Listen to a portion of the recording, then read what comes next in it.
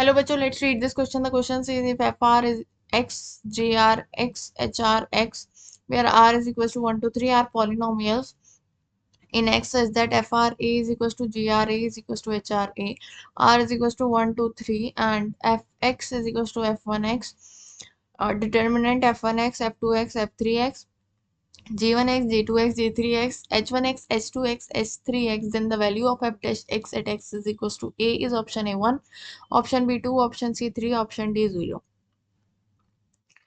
तो यहाँ पर मैं की कॉन्सेप्ट लिख लेती हूँ कि अगर हमें डिटर्मिनेंट का हमें डिफरेंशिएशन करना होता है। सपोज अगर हमारे पास कोई एफ एक्स है, F1x, F2x,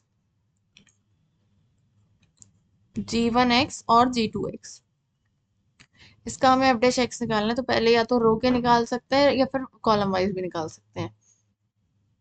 तो अगर मैं रो वाइज निकालूं तो ये हो जाएगा F1 dash x, F2 dash x और F3 डैश एक्स,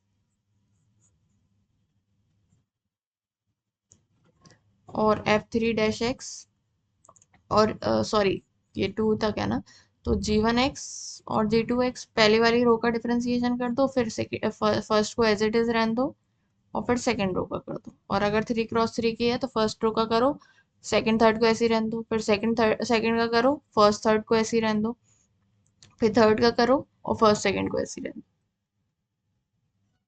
ठीक है, ऐसे करके हम निकाल लेते हैं। तो अब यहाँ पर मेरे पास क्या गिवन है कि F R A is equal to G R A के बराबर है। F R A is equal to G R A is equal to H R A है। ठीक है, at R is equal to 1 2 3 पर। ठीक है, तो यहाँ से मेरे पास r इज इक्वल टू 1 पर F1A is equal to G1A is equal to H1A, इसको मैं कह लेती हूँ K। ओके, इसी तरीके से F2A is equal to G2A is equal to H2A, इसको मैं कह लेती हूँ L। ये मैं लेट कर रही हूँ।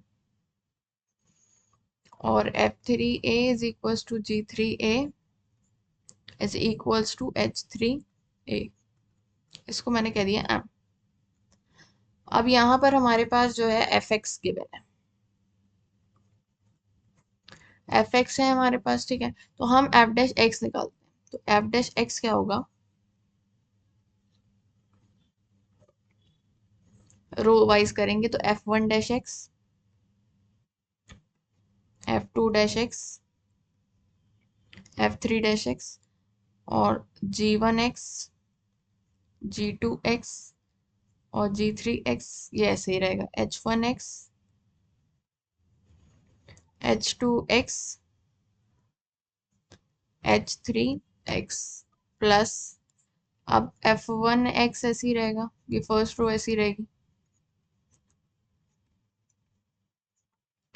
और G1 dash x, G2 dash x और G3 डैश एक्स हो जाएगा। इसी तरीके से H1x, H2x ऐसे ही रहेगा, H3x फिर प्लस F1x, F2x और F3x,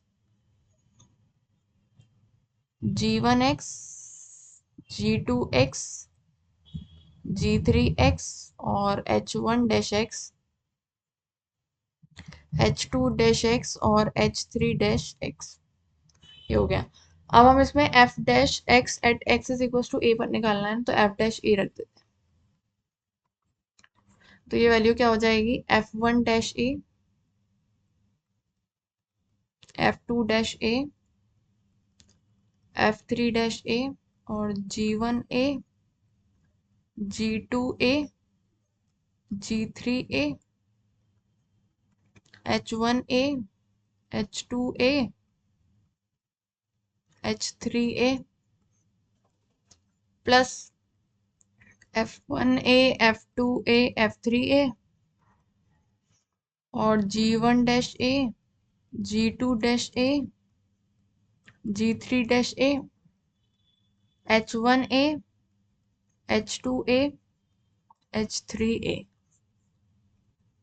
plus F1a, F2a, F3a G1A, G2A, G3A, H1-A, H2-A और H3-A। ओके, अब हम इसमें वैल्यू रख देते हैं। तो G1 और A और H1A इसकी वैल्यू क्या है, सेम है। G1A और H1A ये K के बराबर है। तो ये मैं यहाँ रखती हूँ।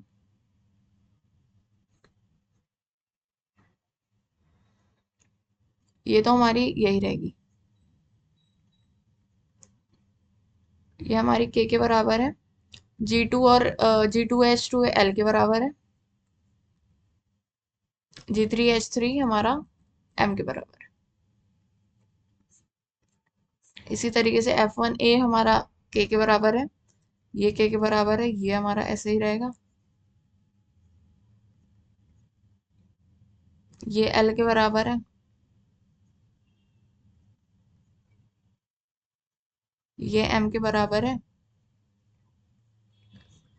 प्लस इसी तरीके से ये K, ये K, ये L, ये L, ये M, ये M, और ये हमारा H1-A, H2-A, H3-A।